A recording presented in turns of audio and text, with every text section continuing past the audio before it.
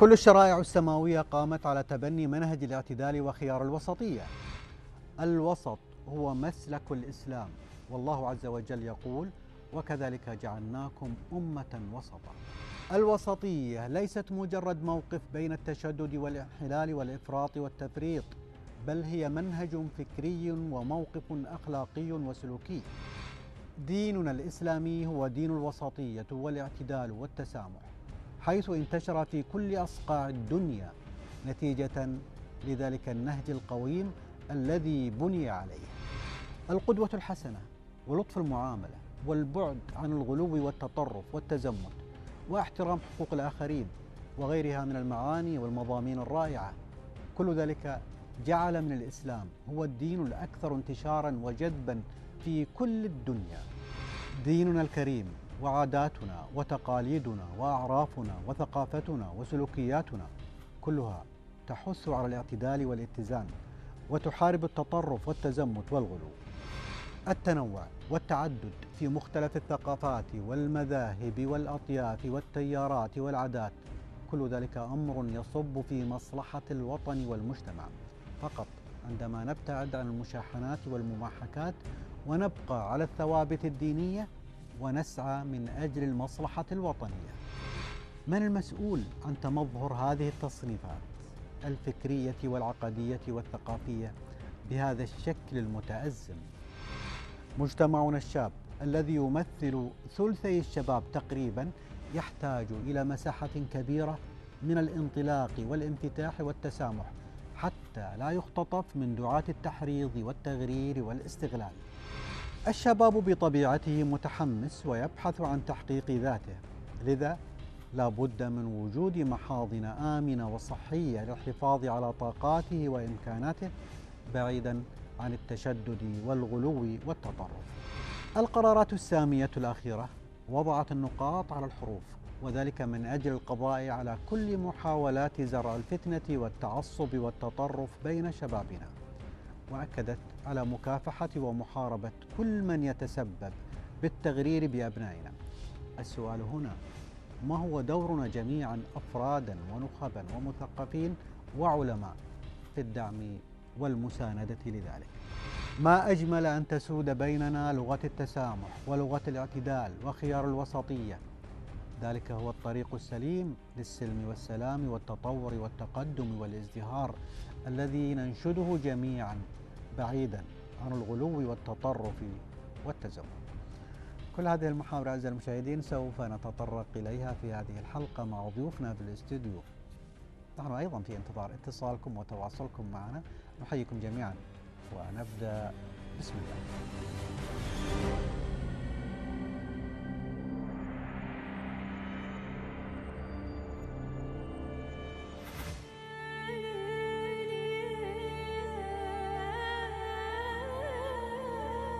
وتمضي الأيام وتتوالى الليال، ويبقى التاريخ شاهدا علينا. أثر على الطريق، بصمات هناك، وحروف هنا تقرأها الأجيال. أيا كانت من حروف، فلنكن قدوة في حمل الأمانة. نبني صرحا كبيرا يحيا بنا للأبد. نتراحم فيما بيننا، والحب نبثه في كل مكان وزمان. فالماضي هو الإنسان، والحاضر والمستقبل، والمستقبل هو إنسان. هو أنا وأنا نحن جميعا. بالحب والعطاء نحيا، جيلا بعد جيل.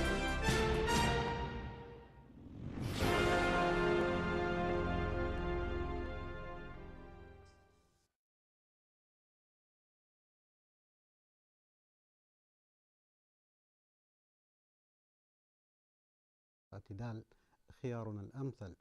سعيد جدا بأن يكون معي سعادة الدكتور سعيد عطية أبو علي، مدير عام التعليم في المنطقة الشرقية سابقا. حياك الله دكتور. حياكم الله. أيضا سعيد بأن يكون معي سعادة الدكتور صالح النويجم، أستاذ في القانون في جامعة الأمير محمد بن فهد. حياك الله دكتور. معنا أيضا سعادة الأستاذ محمد العصيمي، وهو كاتب في جريدة عكاظ. حياك الله أستاذ محمد. أهلا وسهلا. سعداء أيضا بأن يكون معنا مجموعة من شبابنا الجامعي. معنا الطالب خالد بن يوسف الدوسري. حياك الله خالد. الله يحييك يا مرحبا. ماجد بن سلطان السبيعي. حياك الله ماجد. الله يحييك ويبقيك. عبد الرحمن السلوم. حياك الله. وفهد العصيمي. الله يحييك. حياك الله. حياكم الله جميعا. ونحن نتحدث تحت عنوان الوسطية والاعتدال خيارنا الأمثل. هي يفترض بأن تكون هي النهج، الوسطية والاعتدال بأن يكون هو النهج والقاعدة والتوجه والمسلك في واقع مجتمعنا. السؤال دكتور، هل نعي فعلا مفهوم الوسطية يعني كمجتمع من خلال سلوكنا، من خلال تعاملنا، من خلال عطائنا؟ هو السؤال هل نعي مفهوم الوسطية؟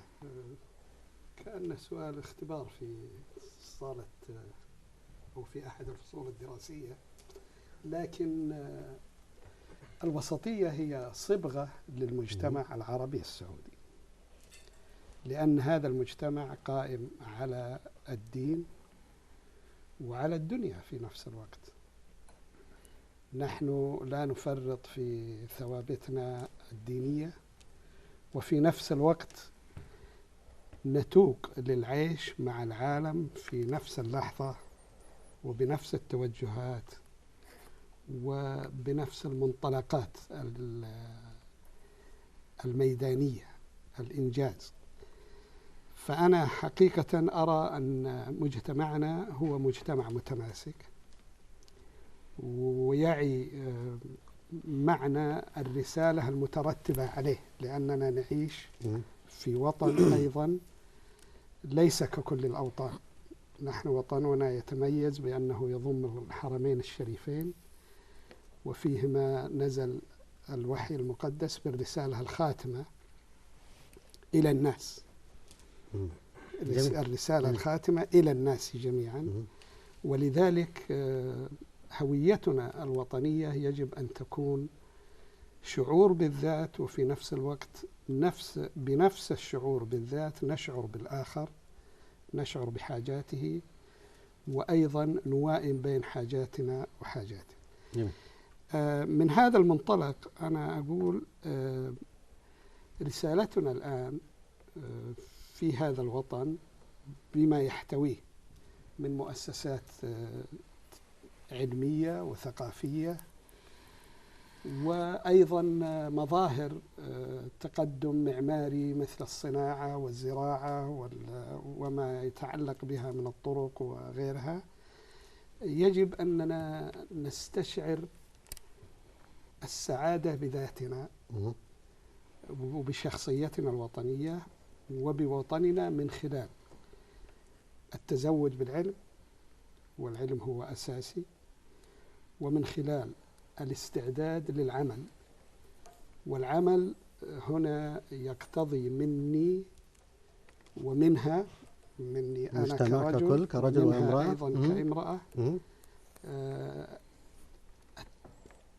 الاستعداد للعمل من أجل الصالح العام. جميل. فهنا إذا كان عندي استعداد للعمل من أجل الصالح العام، يتهيأ لي أنها تتبلور عندي روح المسؤولية وروح الشفافية. شكرا. جميل.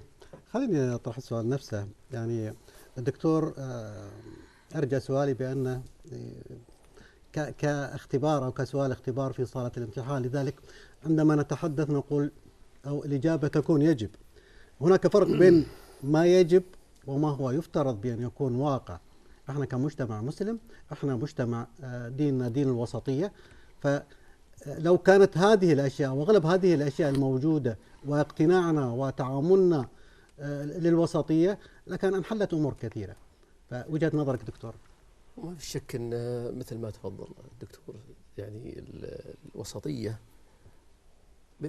يعني هي عقيدتنا الراسخة التي تعلمناها، وصفاء العقيدة، نقاء العقيدة، الدين اللي أخذناه من كبارنا وآبائنا وأجدادنا، يعني مفهومه واضح، ما يحتاج الواحد مثلا يقرأ في الكتب حتى يفهم، يتعمق في قراءتها. حتى نحن فهمناها بدون ما نقرأها، فهمناها من خلال الوالد، الوالدة، الجيران، المسجد، رسالة المسجد، الخطيب،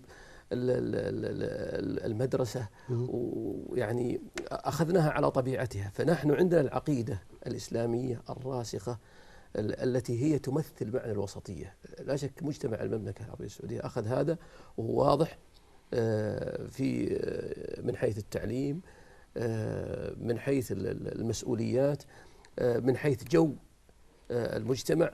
فأول رابط يربطنا بالوسطية في اللي هو عقيدتنا ولله الحمد، ومفهومنا نحن للعقيدة.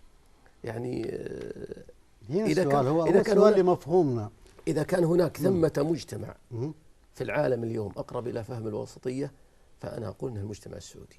أنا لا أقول في المجتمعات الأخرى شيء، لا شك أنها عندها فهم وعندها قرب من الوسطية، لكن نحن من خلال تعايشنا، من خلال أنا من خلال سفري، من خلال ذهابي، من خلال احتكاكاتي، من خلال الطلاب اللي أدرسهم في عدة جامعات سواء في السعودية ودرست خارج السعودية، لا شك أنت تسأل تقول مجتمعنا والوسطية، أقول نحن أقرب إلى فهم الوسطية في تعايشنا وفي سلوكنا. وإذا قلت فهي بالجملة. جميل. قد يكون هناك شيء من التصرفات الخارجة لكن لا تؤثر على القاعدة الكلية. هو في الأساس يا دكتور، وانت تعرف مني والجميع أن الدين الإسلامي أساسا يعني يتميز عن بقية الأديان بالوسطية. حتى فتاوى علمائنا، وجعلناكم أمة وسطا. حتى فتاوى علمائنا الذين تعلمنا عنهم وإصدار الفتاوى كانت ولا زالت فيها رسوخ، فيها وسطية. حتى يعني وأنت تسمع الفتوى من العلماء المعتبرين، من هيئة كبار العلماء، من المفتين في المملكة، نفس الشيء. الحمد لله حتى الفتاوى التي تصدر تأخذ مفهوم الوسطية والاعتدال. أستاذ محمد، نعم. أنت سمعت الدكتور والدكتور وجهة النظر. احنا طيب. نقول بأننا مجتمع أساسا ديننا الإسلامي دين الوسطية، لكن احنا نطمح، مجتمعنا كبقية المجتمعات الأخرى هناك بعض القصور. فمن خلال حديثنا نريد أن نشخص بعض الأمور التي يعني لا تمت الوسطية بأي صلة. طيب، هو أولا دعني أثمن طرحكم لهذا الموضوع في هذا البرنامج، وأتمنى في نفس الوقت أنه مثل هذه البرامج التي تناقش الوسطية والاعتدال والحب والتسامح تتكثف في كل القنوات التلفزيونية السعودية، لتكون على الأقل مثال ونموذج لباقي القنوات التي خرجت مؤخرا عن الخط الوطني العام واتجهت اتجاه تحريضي وتأليبي يقترب أحيانا من شق صفوف المجتمع ومن شق اللحمة الوطنية اللي أشار لها الدكتور والدكتور أيضا. أنا بالنسبة تعليقا على حديث الدكتورين، أعتقد أنهم قدموا صورة وردية عن موضوع الوسطية في المجتمع السعودي، وهما محقان. لكن السؤال عبر ما مضى من سنوات، على الأقل أنا من وجهة نظري من 20 سنة أو أكثر قليل أو أقل قليل، هل تم الاعتداء على ثقافة الوسطية في المجتمع السعودي أم لا؟ هذا هو السؤال الآن. نحن نعرف أن مجتمعنا مجتمع وسطي، ونعرف أننا أخذنا العلم وأخذنا السلوك من آبائنا وأمهاتنا، كما على الأقل اللي في عمرنا مو في عمر الشباب. نعرف أن حاراتنا كانت متوائمة، أقاربنا كانوا متحابين ومتسامحين، من يرى الخطأ يعني يغفر له، ومن يرى خطيئة يستر عليها، ومن إلى آخره. لكن في السنوات الأخيرة أنا من وجهة نظري أنه تم الاعتداء بشراسة على ثقافة الوسطية في المملكة العربية السعودية، وهذا هو ما أنتج تيارات أصبحت، ربما أشرت لها في المقدمة، تيارات أصبحت تتلاطم في الأفكار الإلغاء، وفي أفكار التصنيف، وفي أنت كذا وأنت كذا، إما معي وإما ضدي. وهذا لم يكن معروف في المجتمع السعودي. فما أرى أنا أنه يجب أن يناقش من الآن وصاعدا موضوع إعادة بلورة ثقافة الوسطية في المملكة العربية السعودية بعد أن طال الاعتداء عليها كل هذه السنوات. جميل. احنا عادة يعني احنا نتحدث عن الوسطية. مقابل الوسطية هناك التطرف والغلو. أعداء الإسلام يتهمون يعني الإسلام بأن دين متطرف، وهذا طبعا للأسف يعني هناك من المسلمين من يقوم بأعمال ليست لها علاقة بالإسلام، يستغلها أعداء الدين وأعداء الإسلام للترويج بأن الإسلام دين متطرف وأن هناك غلو وأن هناك. إيش دورنا دكتور احنا في المجتمع في مثل هذه الأشياء؟ دورنا كبير، دورنا ذاتي. أعود للذاتية مرة ثانية، لأننا نحن شبعنا طوال 20 سنة التي أشار إليها زميلنا الأستاذ محمد العصيمي، شبعنا مواعظ وشبعنا أيضا كل واحد فينا يضع الخطأ على الآخر. ذاتنا الوطنية، نحن كلنا شيبا وشبابا نساء ورجالا مسؤولون عن ما يشكو منه البعض من تطرف بعض الدعاة مثلا، أو من تطرف حتى في غير مجال الدعوة. تطرف تجده في كل مكان، حتى في مجال العمل، عمل عادي تجد أن النصيحة غائبة بالنسبة فيما بين الموظف القديم والموظف الجديد مثلا يعني. نعم. لكن أنا بودي أيضا أعلق فقط تعليق على كلمات من زميلي من الدكتور النويجم ومن الأستاذ العصيمي.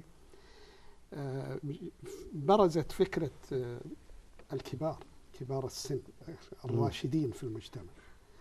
نحن يجب علينا آباء وأبناء، يجب على الآباء وكبار المجتمع أن يستقطبوا شباب المجتمع إلى مجالسهم، يستمعوا لآرائهم ويعرضون عليهم تجاربهم إذا طلبت منهم. لا نملي، يعني أنا بودي ما يكون لدينا ثقافة إملاء. كذلك ظهرت كلمة العلماء. ما تكون القدوة هي أبلغ يا دكتور؟ القدوة تأتي،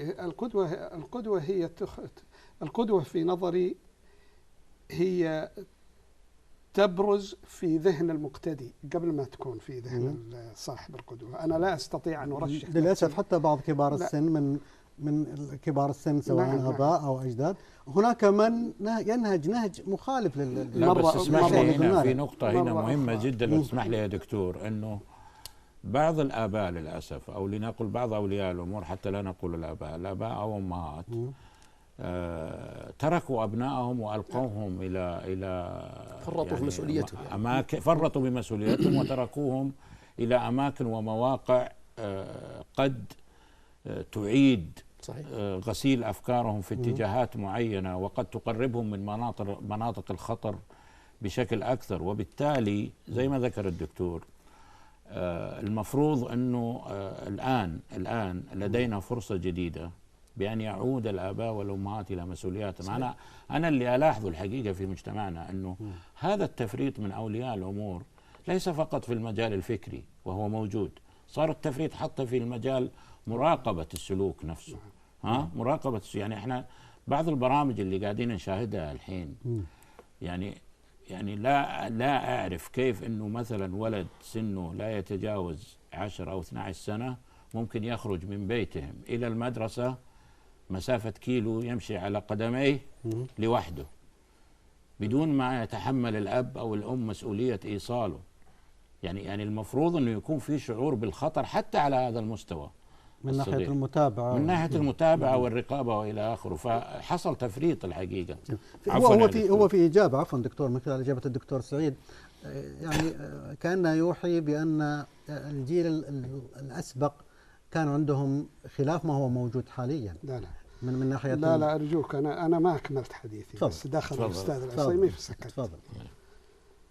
أنا أقول برزت مفردات في حديث الأخ النويجم والأخ العصيمي، مثل مفردة الكبار في السن. أنا لا أقول كل الكبار في السن مستقيمين. الاستقامة هي شيء نبيل، ودائما تكون في رئيس العائلة مثلا، أو تنتفي عند رئيس العائلة وتكون عند أصغر واحد في العائلة، ولكن في هذه الحالة يصبح هذا المستقيم أسوة مثل ما تفضلت، أو قدوة. فلذلك أنا أقول مجالسنا يجب أن تشتمل أن ندعو شبابنا ونتيح لهم الفرصة في الجلوس معنا، سواء المجلس في المنزل أو في النادي أو في الحي. في كثير من الأحياء تقيم اجتماعات لأهالي الحي، أو بين أفراد العائلة والأقارب. ثالثا العلماء. نحن مجتمعنا يتميز بوجود علماء، سواء في الشريعة، في علم النفس، في التربية، في المجتمع. ولدينا أمثلة على علماء ناجحين، مثل هيئة كبار العلماء، هيئة الإفتاء، القضاة المرموقين، الآمرون بالمعروف، الواعين الذين هم يرون المنكر فيشيرون إليه للانتهاء منه، ويرون المعروف فيعززونه ويكرسونه في بين المجتمع. مرة ثانية، الحب والتسامح، نحن رأيناها على الشاشة، سمعناها وأشار لها الأخ العصيمي. نحن في حاجتها، لكن الحب والتسامح ينتشر في هذا المجتمع بإعادة النظر في محتويات التعليم كلها، من الابتدائية إلى الجامعة. نعود إلى تثقيف التعليم الآن ليس مثقف. أنا أرجع لها يا دكتور عشان في محاور كثيرة، وطبعا احنا عادة في كل حلقة يكون لنا رأي خارجية. نعم. هو السؤال يعني نريد أن نطرحه بالنسبة لشبابنا، مفهومهم لثقافة الوسطية من خلال المجتمع. احنا سمعنا كلام الأساتذة، لكن من خلالكم أنتم كشباب قد يكون لكم نظرة تختلف عن ما سمعنا. أنا ودي أسمع آراءكم، لكن اسمحوا لي نسمع الآراء الخارجية وبعد ذلك نرجع ونسمع لكم الآراء. نشاهد الآراء.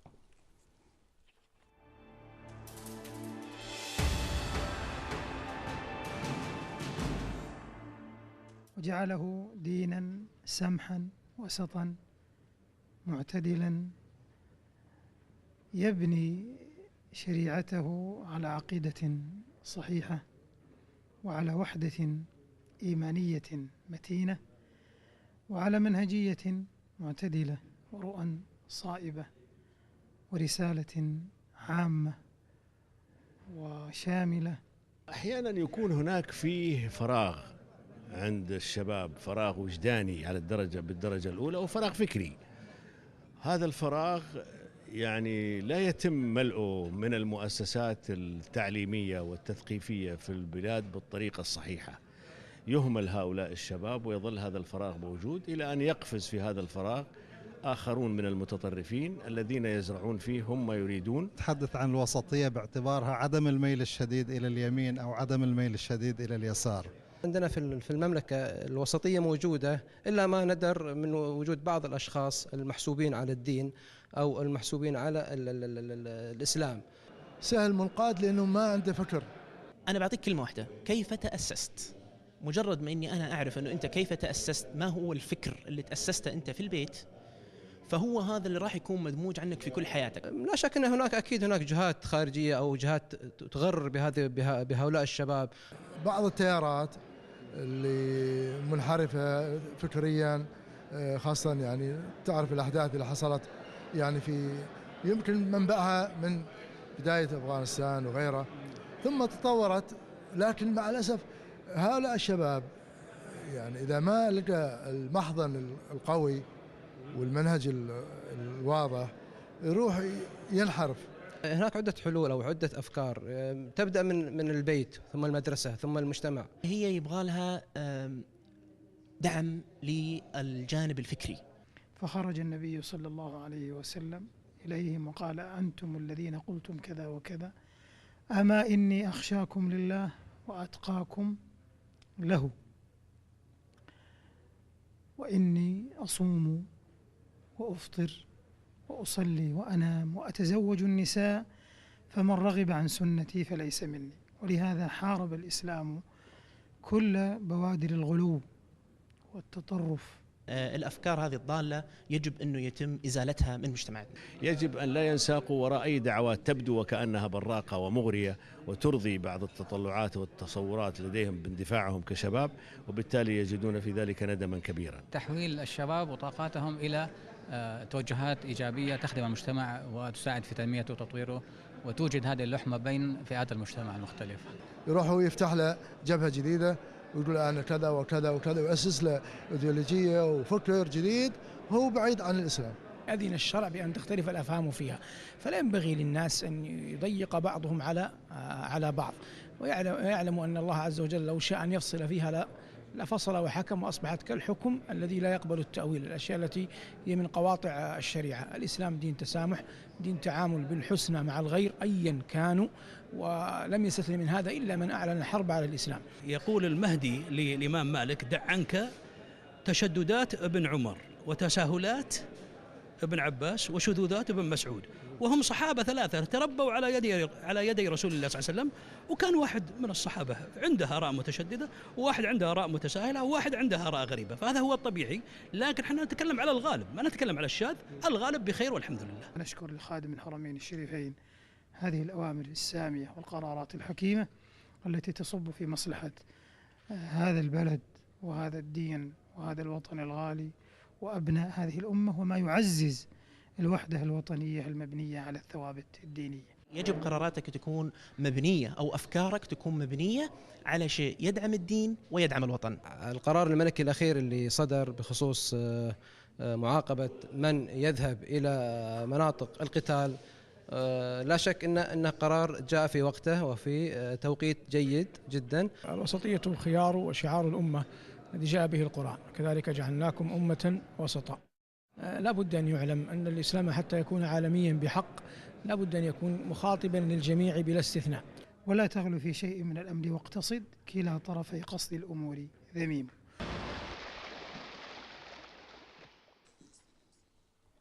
هذه طبعا كانت آراء مجملها يتحدث عن الوسطية. كان سؤالي قبل قليل: أنتم كشباب يعني كيف ترون الوسطية، أو ما هو مفهومكم للوسطية من خلال المجتمع؟ أبدأ معك خالد. الوسطية في الشرع تعني الاعتدال والاتزان بين أمرين أو طرفين. جميل. فالوسطية في ديننا تعلمنا منه وتعلمنا ودرسنا، وكثير حتى يعني مفتينا تحدث عن الوسطية، وكانت الوسطية موضوع يعني شيق، ونظرا لما نراه في هذه الأيام أعتقد أن في أفكار هي التي تسبب إلى ضياع شبابنا، ولكن نحن دائما نلتزم بطاعة أولياء الأمور، وعدم هو أمن فكري. أعتقد أنه هو أمن فكري، كل ما كان التزام والأمن الفكري موجود في الإنسان يكون معتدل، والأسرة دورها مهم في هذا. خليني أنا أسأل ماجد، من خلال الحديث هناك من يقول بأن بعض شبابنا سهل الانقياد والتوجيه. هو أنا يعني مؤيد ومعارض بنفس الوقت، يعني لست مع أو ضد الشيء هذا. هي ترجع زي ما يعني سبق والآراء اللي ذكرت قبل قليل، حينما قالوا ترجع إلى كيف أسست. هذه هنا تعتمد من أسست، يعني قصدك من التعليم ولا من الأسرة؟ من الأسرة. الأسرة يعني هي المنظور الأول والأساسي. يعني ترجع إلى كيف أن والديك بنوا شخصيتك، هل كيف تعاطيك مع الأمور، كيف تأخذ الأمور، أنك يعني تأخذ إيجابياتها أو ترجع إلى سلبياتها.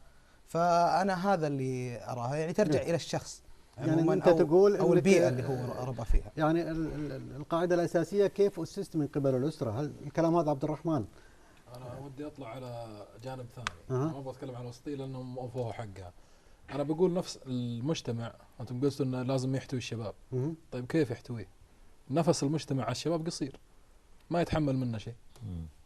يعني دائما يناظره على انه نظره اللي بيرتكب جريمه، ما يناظره نظره اللي عضو فعال في المجتمع ويقدر يسوي وعنده طموح وعنده اشياء يقدر يسويها. جميل. ممتاز. طيب هذه تفضل. تفضل دكتور. عندك فكره؟ يعني انا اثارني كلامك عن موقف المجتمع من الشباب واحتضان الشباب، ووصفت توصيف كثير دقيق بانه نفسه قصير مع الشباب. يعني وهذا اللي اشرت له قبل شوي، اللي هو صار في تفريط مزمن في مسؤوليات اولياء الامور مع اولادهم، سواء في الجانب الحياتي العام او في الجانب الفكري. لذلك المفروض انه تجري عمليه مناقشه مكثفه وحثيثه لحواضن الشباب الحقيقيه التي تستقطب الشباب اليها استقطاب ليس مؤدلج، ليس الاستقطاب بلون واحد، يعني بمعنى او طيف واحد، بمعنى انه انا اعرف انه ينظم مراكز للشباب من 30 سنه في مدن كثيره والى اخره، ولكن كلها في طيف واحد، في اتجاه واحد، الى درجه اني انا مثلا كخبير في الاعلام حليق لحيه لا يمكن ادخل هذا المعسكر، وانا سعودي يعني، انا رفيقك يعني محمد السيمي زين. فالقضيه وش هي؟ انه خطفت حتى مراكز الشباب من قبل من يسعون الى الادلجه، ومن قبل من يريدون ان يوجهوا الشباب توجيه بخلاف منهج الوسطيه اللي احنا بنتحدث عنه الان. ولذلك تجد الان من الشباب من يقول بانه نفس المجتمع معنا قصير. طبعا انا اللي فهمته انه القصد نفس المجتمع معهم قصير في اتجاهات اخرى غير الاتجاه السائد، يعني الاتجاه المختطف لوجود الشباب ولقدرات الشباب ولافكار الشباب. انا اطالب، لو تسمح لي ثانيه واحده، انا اطالب بايجاد حواضن للشباب تتمتع بالتنوع وتتمتع بالطرح الفكري الراقي وتتمتع بالانفتاح الكامل على كل اطياف المجتمع، لكي يجد هؤلاء الشباب ذواتهم في هذه الحواضن. خليني اسمع فهد عشان نعطي فرصه يتحدث. اسمي مهند. مهند، تفضل مهند. بس المفهوم اللي هو الاستطاعه هو مو بس ان تكون الاستقامه، وانا اشوف ان افضل تعريف بوجهه نظري انه هو الحق الفاصل بين الباطلين اللي هو التشدد والتطرف. هذه وجهة نظري في المفهوم يعني. قصدك هذا مفهوم الوسطية. لكن الحواضن اللي ذكرناها مثلا زميلك يقول ان المجتمع نفسه قصير على الشباب. انا لو بداخل ارد على الاستاذ. انا ما ذكرت، يعني هو يمكن فهم كلامي غلط. انا ما تكلمت عن المراكز ولا تكلمت على يعني طريق معين، انا اتكلم بعموم. انا ما اتكلم عن شاب متدين او شاب غير متدين، اتكلم نظرة المجتمع للشباب كافة. انا ما تكلمت بطيف ولا لون معين. دائما ما ينظرون لهم انهم مذنبين حتى لو ما اذنبوا. كيف يعني مذنبين؟ لانهم دائما يكونون يعني على قولتهم في وجه المدفع. اي مشكله شباب، اي ماذا ما شباب لازم. يعني هل تعني انه ما يتفهم لا لهم ما يحتضنونهم، لا افكارهم مثلا ما يناقشون؟ هل تعني ام يعني هل المقصود يعني نفس المجتمع؟ ايش اللي تبغون بالضبط؟ يعني انتم كشباب ايش الشيء اللي تبغون عشان نكون يعني لا ننظر، نجيب مثال معين. احنا نبي نحارب التطرف، بس ان اللي قاعد يصير ضد الشباب هو اللي اسس عندهم هالشغله هذه. ضد الشباب انه ما عندهم لا يعني مكان يقدرون يتكلمون فيه، ما عندهم مكان يجتمعون فيه، يطلعون برا المدينه. كانهم يعني مثلا مواقع التواصل اللي يديرها اكثر من شباب مثلا. اقول لك هذا من نفسهم الان الصحف يكتب فيها شباب. يمكن قصدك استقطاب طاقاتهم، توجيه طاقاتهم لاشياء مفيده. بس خلنا الدكتور اثار نقطه ربما ايضا يجب التاكيد عليها والضغط عليها، اللي هي وسائل التواصل الاجتماعي. وسائل التواصل الاجتماعي الان تمثل خطر. في جانب كبير منها تمثل خطر على الشباب لانها مفتوحه، ليس فيها يعني ما يسمونه حارس البوابة في الإعلام وإلى آخره. كل يغرد يعني على هواه وعلى ليلاه، وبالتالي قد يكون تأثيرها أخطر في بعض الجوانب، وإن كان جوانب إيجابية. ما نقصده نحن باختصار وقد أختلف مع الأخ في بعض الجوانب، بس ما نقصده باختصار أن يكون في حواضن كأماكن لاستقطاب الشباب. يعني احنا نعرف الحين الشاب خلال عطلة نهاية الأسبوع وين يروح الشاب؟ ما في هذه الاشياء اللي موجوده. انت زي ما قال مثلا الاخ عبد الرحمن ان الشباب يفترض بانه يحارب التطرف. الركيزه الاساسيه اللي هي الوعي. احنا يمكن سمعنا الادلجه، هناك من لهم اهداف معينه وهناك من يستطيع ادلجه الشباب، وهذا من خلال الواقع. الدكتور اشار لنقطه معينه الدكتور سعيد اللي هي اعاده الحب والتسامح. الى اي مدى اعاده الحب والتسامح حتى نكون مجتمع متحصن؟ مرة ثانية أنا أرى مجتمعنا محصن. أنا ما أراه في، يعني ما في مشكلة يا دكتور؟ لا، ما في مشكلة.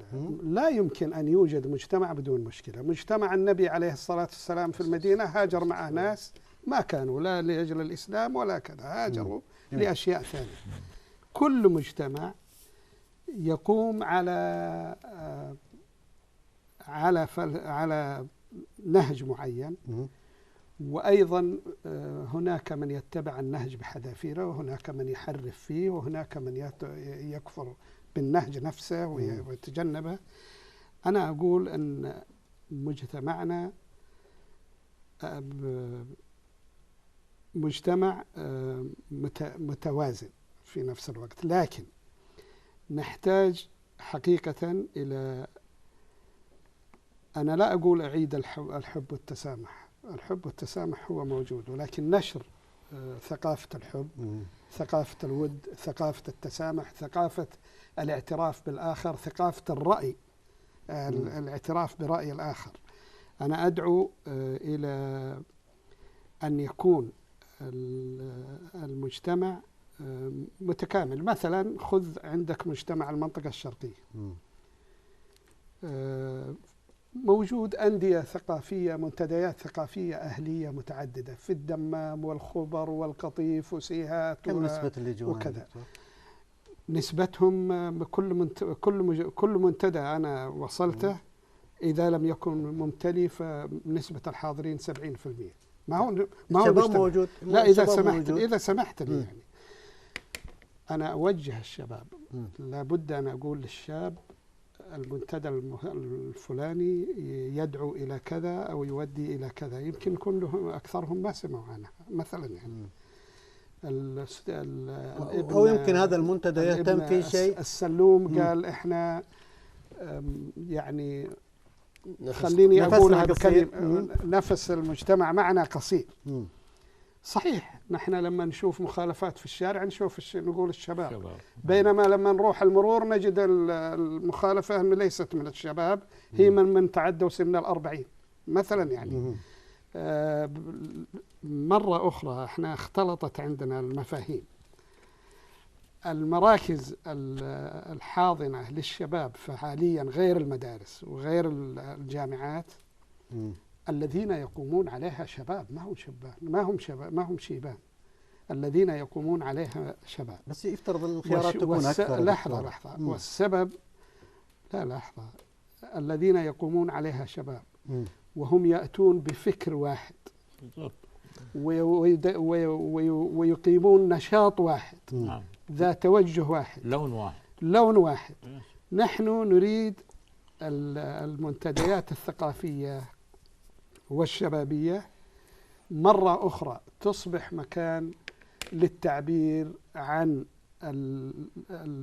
المواهب، للتعبير عن الإنجازات، ماذا أنجز كل شاب أو أي شاب، كيف يستطيع أن يقدم للمجتمع، كيف يستطيع أو ماذا يحتاج من المجتمع ليدعم إنجازه وتفكيره. مرة ثانية، لحظة، أنا عشان بس يا دكتور احنا في موضوع معين بس أنا أطرحه اللي هو الشباب. هدفنا المنتج النهائي هو الشباب. إيش دورهم في عملية التطرف والغلو في واقع مجتمعنا؟ نتحدث عن الوسطية. الشباب إيش دورهم في نشر الوسطية من خلال تعاملهم، من خلال رؤاهم في واقع المجتمع؟ قبل يعني أثار الأستاذ محمد كلمة يجب التركيز على الحقيقة، أن نعطيها وضوح. هو ذكر أنه تم الاعتداء على الوسطية. نحن بدأنا وقلنا مجتمعنا وسطي، وهو يقول الآن أنا أيد في هذا، تم الاعتداء على الوسطية. الآن نعم كيف؟ هو لما تأتي الآن الحمد لله مجتمعنا ترى ما في ذيك التيارات اللي مخيفة اللي نحن يعني نهول موضوع يعني وضعها. نحن في جامعات والشباب هذا هو يدرسون في جامعات ويروحون ويختلطون ويمشون وكلنا يعني إنما احنا في كوكب آخر ومجتمعنا في كوكب آخر يعني. لكن هناك لما يقول تم الاعتداء على الوسطية أو ربما هناك من يريد أن يخطف الوسطية، وهذا عن طريق تنظيم، عن طريق يعني أدلجة، عن طريق ترتيب شيء معين، عن طريق تيارات، عن طريق التغرير بأفكار الشباب، مثل ما ذكر أيضا الأستاذ محمد بعض مواقع التواصل أو وسائل التواصل الاجتماعي تختطف أيضا ويجر لها الشباب جرا. هنا الكلام هنا يعني نحن لا نريد أن نخيف المجتمع نقول خلاص ترى مجتمعنا الآن كاد أو قاب قوسين يختطف، لا نريد أن نقول هذا، لكن نحن نريد أن نطرح العلاج لمثل هذه اللي بدأت بذورها وأصبحت ظهرت، ما كانت في الأول ظاهرة لكن الآن بدأت تظهر، بدأت تخرج. فهنا الآن الشباب أمامنا ويعني هم بس تعليقا على الشباب أنا دقيقة بس تعليقا على سؤالك إنه دور الشباب في ثقافة الوسطية. الشباب لا يمكن يتبلور دورهم في بناء ثقافة الوسطية إلا لما تبلور أنت أولا كمجتمع وكمؤسسات تربية وتعليم وإعلام وإلى آخره حواضن تبلور هذه الشباب. العملية تراتبية يعني لا من خلال التفاعل، من خلال التفاعل من خلال ماذا؟ من خلال أنت جبت مثال اللي هي مثلا عندك وسائل التواصل الاجتماعي، من خلال مناهج، من خلال وسائل إعلام وبرامج، من خلال وسائل التواصل الاجتماعي وإلى آخره. لكن لا تنتظر من شاب لم تقدم له أي شيء أن يبني معك ثقافة الوسطية، بل هو بدون هذه الأشياء وتوفرها سيكون أقرب إلى التطرف والاختطاف أن يختطف. نعم. أو يغرر. أنا ودي أركز عشان أخذ رأي الشباب يكون لهم دور. يعني يهمنا آراءكم، إيش دوركم أنتم؟ الأستاذ محمد يقول ما في قاعدة، ما في أشياء قدمت للشاب عشان ننتظر منه دور. احنا عندما نتحدث عن المجتمع هدفنا من خلال هذه الحلقة أن نكون واضحين، أن يعني نستشرف بعض الأمور ونجعل بعض الحلول ولا ننتظر النتيجة النهائية أن المشكلة تكبر. اسمحوا لي في تقرير نشاهده يمكن له علاقة بالموضوع، نشاهد التقرير ونرجع نتحدث معكم.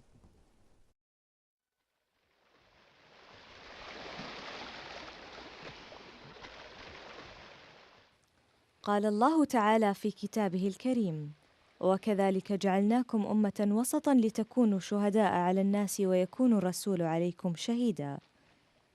نزلت آيات القرآن الكريم على محمد صلى الله عليه وسلم تصدح بمعاني الرحمة وتنادي بحسن التعامل وتتمم مكارم الأخلاق في أرض طيبة طاهرة عاشت فيها كل الأعراق والأديان وتنوعت بها القبائل والقوافل تحت مظلة الإسلام.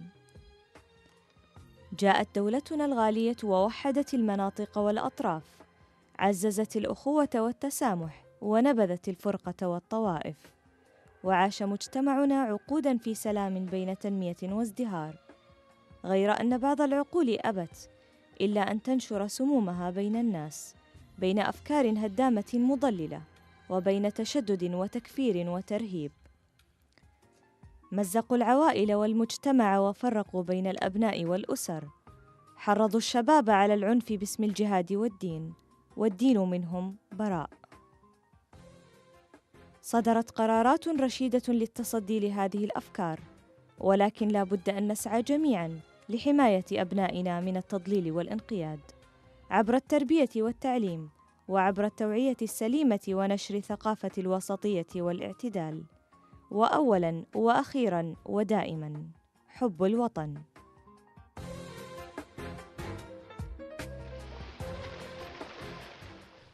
لك رأي؟ أنا والله عندي رأي ودي أتكلم. الدكتور السعيد ذكر نقطة اللي هي في بداية الحلقة اللي هي التزود بالعلم. احنا يعني كشباب يعني عندنا يعني أو فضول، يعني عندنا حب استطلاع أو فضول من ناحية يعني مصادر العلم. يعني أنا ودي أسأل عن من ناحية مصادر العلم. يعني أنت يعني كدكتورة سامية ككاتب، يعني في بعض الكتاب عنده سياسة إن لم تكن معي فأنت ضدي، فأنت لما تقرأ يعني يا أنك تمشي على يعني أنت تشوف بعض التيارات اللي موجودة، يعني في تيارات موجودة في واقع مجتمعنا ومن خلال وسائل التواصل الاجتماعي، إلى أي مدى تأثيرها على شبابنا؟ يعني هذه نقطة معينة، احنا نتحدث عن دور الشباب في عملية التطرف، إنه يكون محصن ضد التطرف. فأنت النقطة هذه اللي موجودة تركنا من الحواضن، الشيء السهل اللي هو وسائل التواصل الاجتماعي. الشباب الآن ما يستقون معلوماتهم من المصادر الرسمية أو الجرائد، لأنهم عرفوا وش الكلام ينعاد وينزاد. تتوقع أن هذا اللي يعني صار. أصبح عند شبابنا وعي وإدراك جدا، وعندهم وعي وإدراك يتعدى يمكن المسؤول. يعني المسؤول عن القناة أو المسؤول عن الجريدة، لأنه يعتقد أنه قاعد يخاطب سذج أو غيره. لا، الناس صاروا يدركون، يعرفون من يستقون معلوماتهم.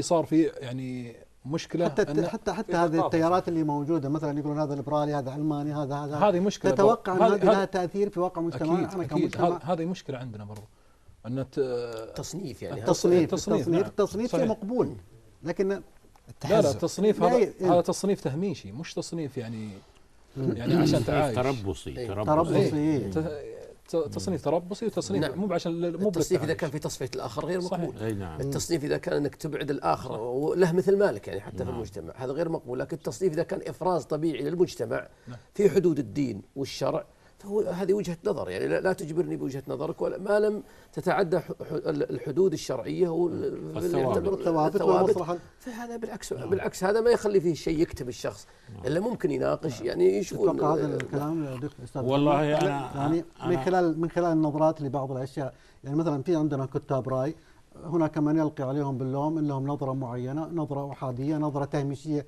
زي ما ذكر، نظره قد تكون هدفها ادلجه الشباب. والله انا اعطيك من تجربتي انا شخصيا، يعني في كتابه عمود يومي كان في جريده اليوم والان في عكاظ، يعني يوميا اتلقى من الصفعات الالغائيه والتصنيفيه ما الله به عليم، وهذا سببه انه في ناس اعتبر، يعني في ناس وصلت الى حد انها تقول لك انت يعني اذا مو عاجبك اللي حاصل في البلد اخرج من البلد.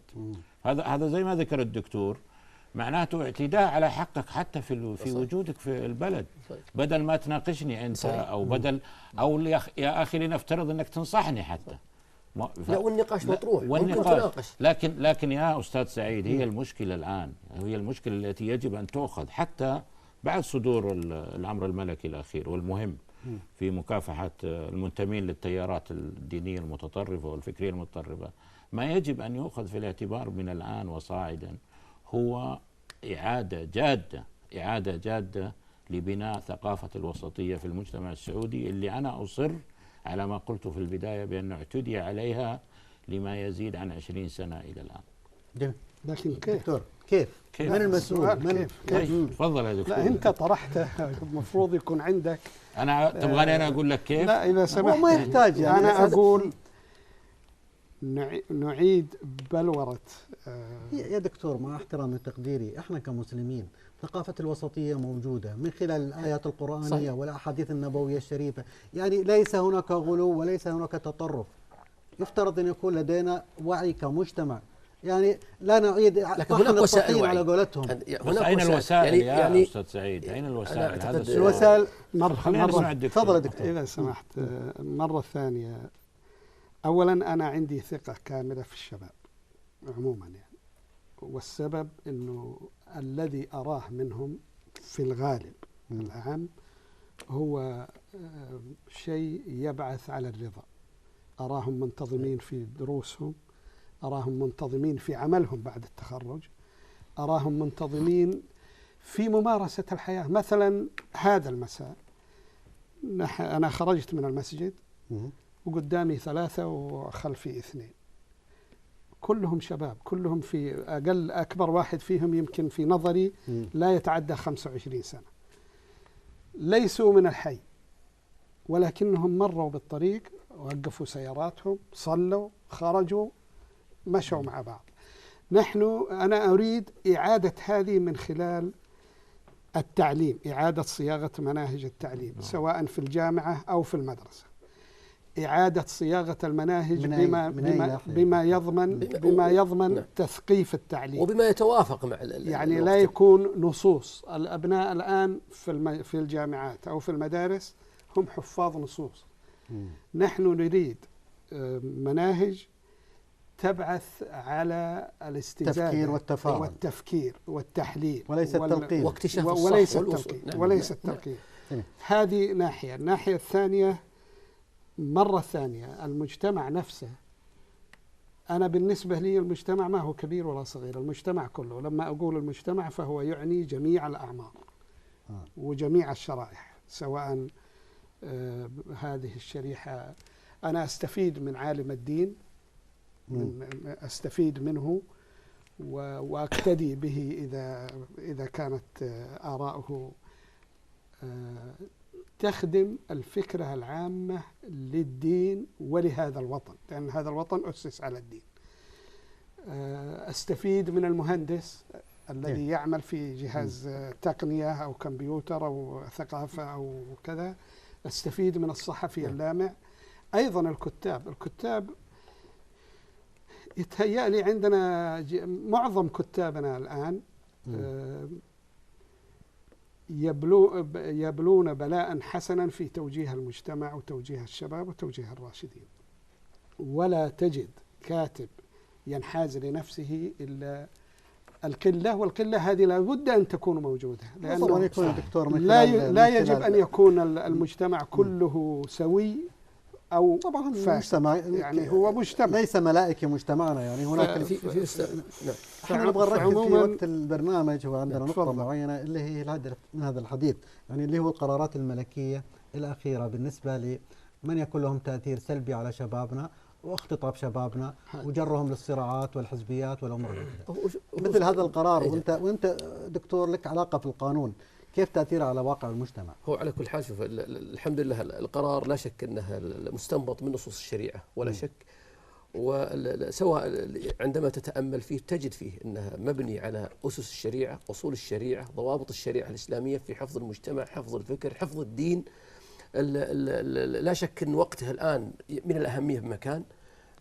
نحن نرى المجتمع من حولنا، نحن نرى العالم الآن كيف التيارات التي نرى أفكار مضطربة، تيارات مضطربة من حولنا، ولا شك أن أثمن ما عندنا شبابنا إذا ما حافظنا عليه. جاء هذا القرار أعتقد أنه واضح سواء للشباب، سواء للجهات المسؤولة عن تنفيذه، سواء لمن ينشئ الحواضن، سواء لمن يعني ينظر إلى تربية الشباب، تثقيف الشباب. جاء هذا أنا أعتقد أنه يعني خط واضح سواء لي في تربيتي لأولادي أو سواء للشباب أو سواء للدارسين، سواء للمؤسسات التعليمية، سواء للقضاء ولرجال القضاء أو للمجتمع كله. منظم جدا واضح وفي وقتها الصحيح. جميل. احنا كمجتمع استاذ محمد ايش دورنا؟ انا اعتقد احنا ذكرنا ان النخب والاعلام والمجتمع والاسره لها دور في مسانده ودعم مثل هذا القرار. يعني انا اقول طبعا هو اول شيء اذا بتسمح لي بسرعه بتحدث عن 3 نقاط او 3 ارهاصات ادت الى اصدار هذا القرار. اللي هو طبعا الارهاب الذي يعم العالم العربي الان بعد ما يسمى بالربيع العربي وثورات الربيع العربي والى اخره، ودخول تيارات دينيه مضطربه كثيره وملتبسه كثيره لا داعي لذكر اسمائها. هذا الارهاب من خلال نماذج وقيادات وشخصيات معينه بدأ مؤخرا يهدد ويطرق أبواب دول الخليج العربية ومنها المملكة العربية السعودية. وهذا هو الإرهاص الثاني لإصدار هذا القرار. الإرهاص الثالث هو نتيجة للإرهاصين اللذين ذكرتهما ما يهدد شبابنا ويهدد سلامة شبابنا من إرسالهم من خلال دفع بأفكار معينة واستغلال عاطفتهم وإلى آخره إلى ما أسميه أنا وأسميته في أكثر من مقالة وفي أكثر من لقاء تلفزيوني بساحات فوضى الجهاد. فوضى الجهاد اللي يعنيه اللي هي الساحات التي يذهب إليها الشباب بدافع من بعض التيارات دون أن يكون فيها حد أدنى من شروط الجهاد المعروفة في الدين واللي يعرفها الدكتور أكثر مني، ومن أهمها إذن ولي الأمر أن يكون لواء هذا الجهاد معقود تحت إذن ولي الأمر ويكون أيضا بإذن الوالدين. لن يعني أزيد في هذه النقطة لأنه شائكة، لكن عملية التعزيز للقرار الملكي أو للأمر الملكي تتم من خلال ممارسة كل فرد في المجتمع، وكل من موقع ومسؤوليته، وبالذات أنا أركز على هذه النقطة.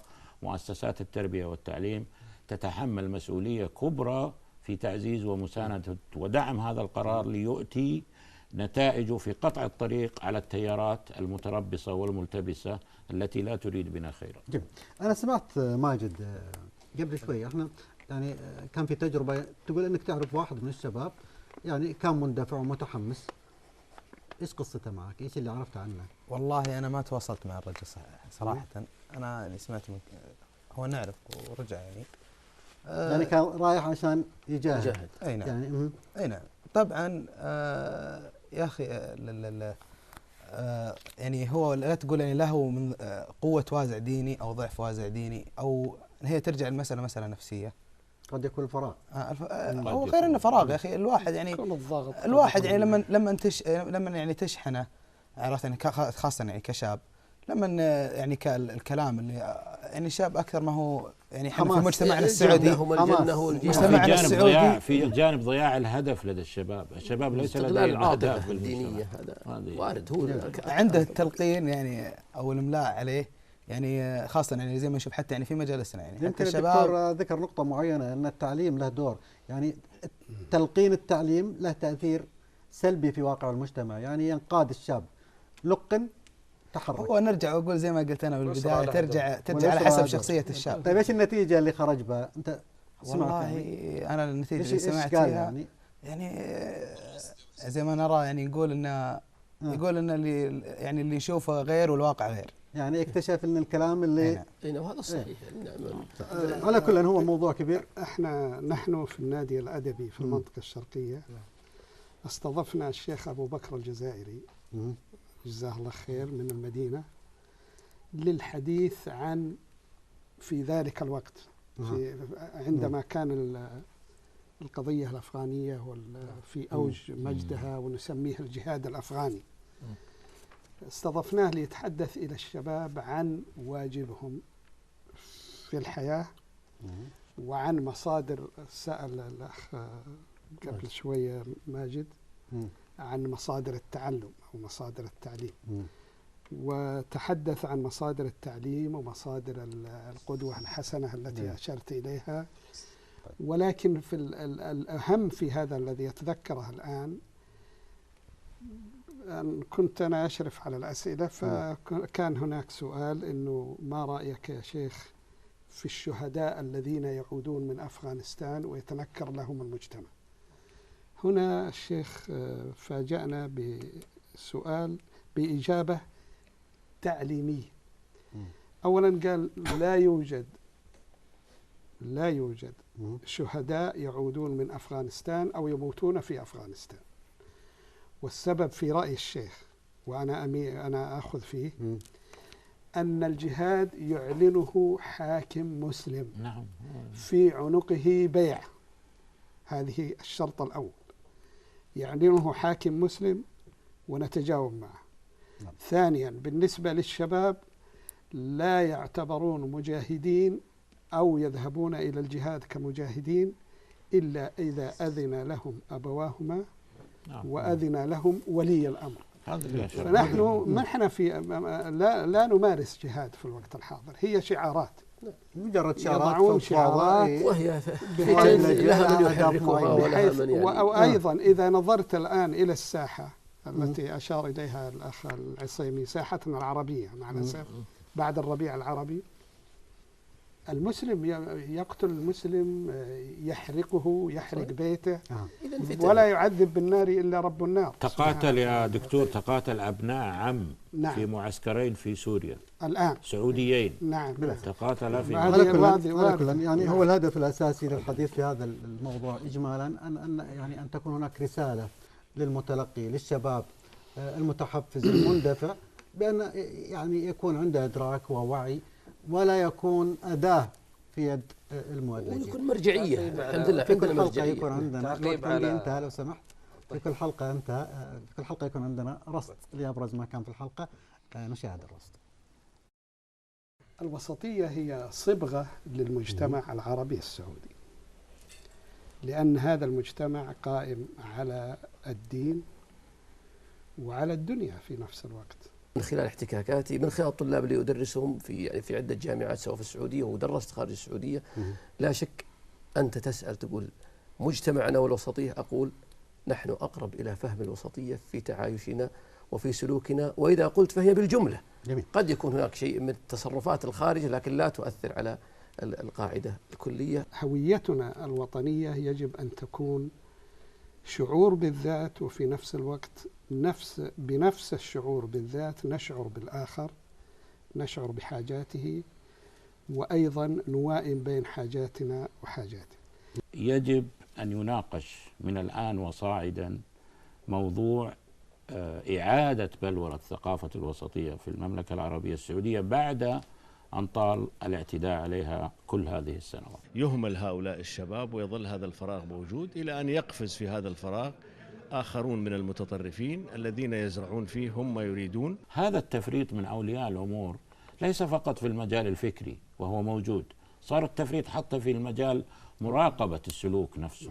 يجب على الآباء وكبار المجتمع أن يستقطبوا شباب المجتمع إلى مجالسهم، يستمعوا لآرائهم ويعرضون عليهم تجاربهم إذا طلبت منهم. لا نملي، يعني أنا بودي ما يكون لدينا ثقافة إملاء. نفس المجتمع على الشباب قصير، ما يتحمل منه شيء. يعني دائما يناظره على أنه نظرة اللي بيرتكب جريمة، ما يناظر نظرة اللي عضو فعال في المجتمع. تحدث عن الوسطية باعتبارها عدم الميل الشديد إلى اليمين أو عدم الميل الشديد إلى اليسار. أشكر لخادم الحرمين الشريفين هذه الأوامر السامية والقرارات الحكيمة التي تصب في مصلحة هذا البلد وهذا الدين وهذا الوطن الغالي وأبناء هذه الأمة، وما يعزز الوحدة الوطنية المبنية على الثوابت الدينية. انتهت الحلقة. أنا شاكر لكم وأشكر السادة المشاهدين، ونلتقي إن شاء الله في حلقة قادمة. في أمان الله.